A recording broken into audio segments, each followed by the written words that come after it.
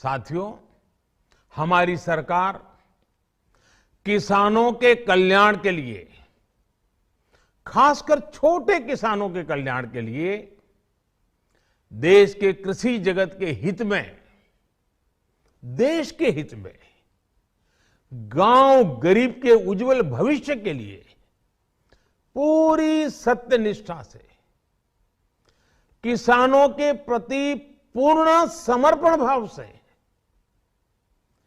नेक नियत से ये कानून लेकर आई थी।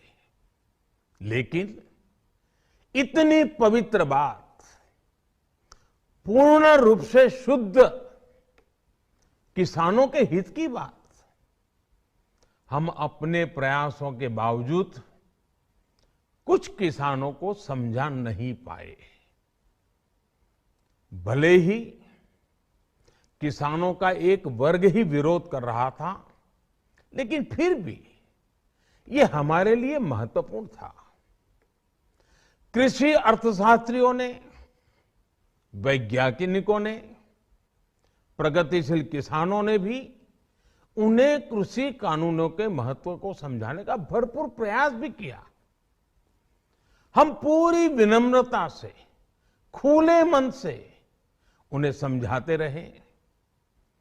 अनेक माध्यमों से व्यक्तिगत और सामूहिक बातचीत भी लगातार होती रही। हमने किसानों की बातों को, उनके तर्क को समझने में भी कोई कोर कसर बाकी नहीं छोड़ी। कानून के जिन प्रावधानों पर उन्हें ऐतराज था, सरकार उन्हें बदलने के लिए भी तैयार हो गई।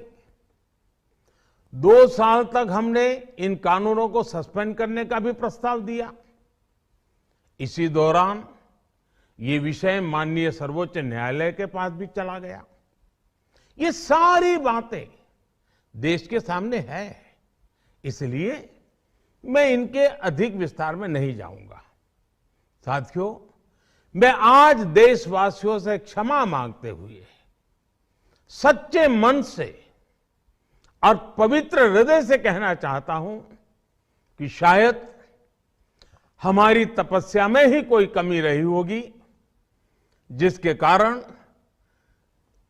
दिए के प्रकाश जैसा सत्य कुछ किसान भाइयों को हम समझा नहीं पाए। आज गुरु नानक देव जी का पवित्र प्रकाश पर्व है। ये समय किसी को भी दोष देने का नहीं है। आज मैं आपको, पूरे देश को ये बताने आया हूं कि हमने 3 कृषि कानूनों को वापस लेने का, रिपील करने का निर्णय लिया है। इस महीने के अंत में शुरू होने जा रहे संसद सत्र में, इसी महीने में, हम 3 कृषि कानूनों को रिपील करने की संवैधानिक प्रक्रिया को पूरा कर देंगे।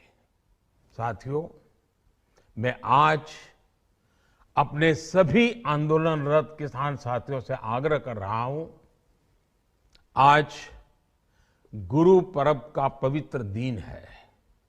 अब आप अपने अपने घर लौटे, अपने खेत में लौटे, अपने परिवार के बीच लौटे।